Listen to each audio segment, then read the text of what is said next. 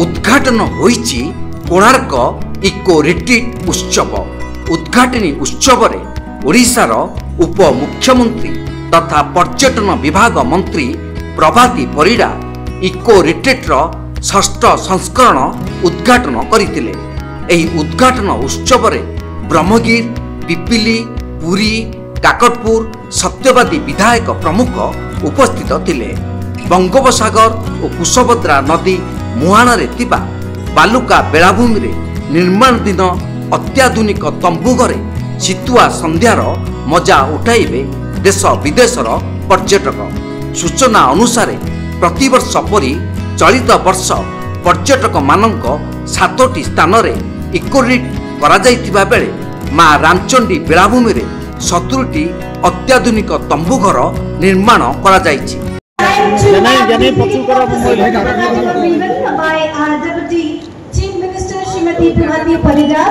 Followed by the lighting of the lamp.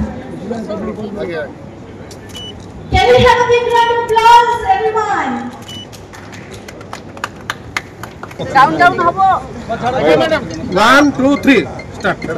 And here we mark the beginning of this wonderful Eco Retreat 2024 with the flight of सकाळर सुनेली Surya Kiran सहित संध्या समय रे अस्तगामी सूर्य सह ओडिशार लोककलार मजा नेबे पर्यटक।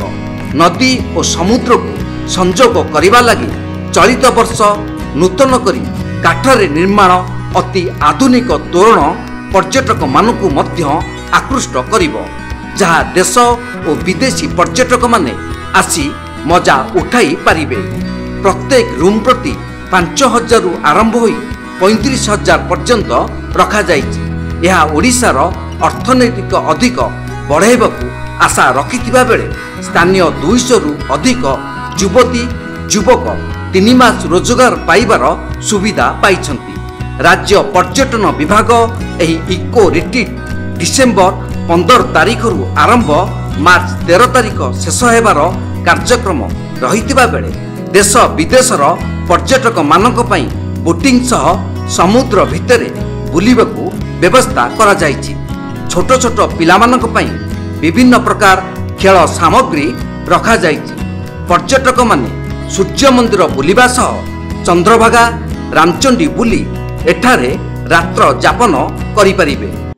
चंद्रभागा बेलाभूमि रे आज इको रिट्रीट को उद्घाटन करिवार सौभाग्य हमको मिलिला।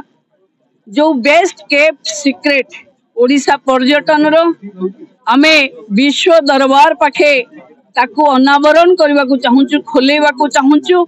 और ये बेलाभूमि विश्वर समस्त अतिथि मान को स्वागत करने प्रस्तुत अच्छी। आग को प्रवासी भारतीय माने भी ओडिशा आसीबे।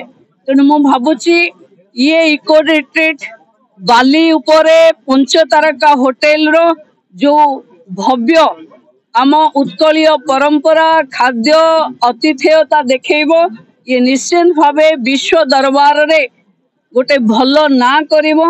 आज 6टी जगार जो इको रिट्रीट चली एथर भल संख्यार अतिथि माने निजे आसीचंती। मु भाबुची एठी एथर मैरेज भी हबो, कन्वेंशन भी हबो, सेमिनार भी हबो। तेणु मु भाबुची इको रिट्रीट रो एक नुआ रूप आम अंचल पई एक नुआ संभावनार पर्यटन आनिदबो। कोणार्करू ज्ञानरंजन विश्वाल रिपोर्ट, तीर्थक्षेत्र लाइव।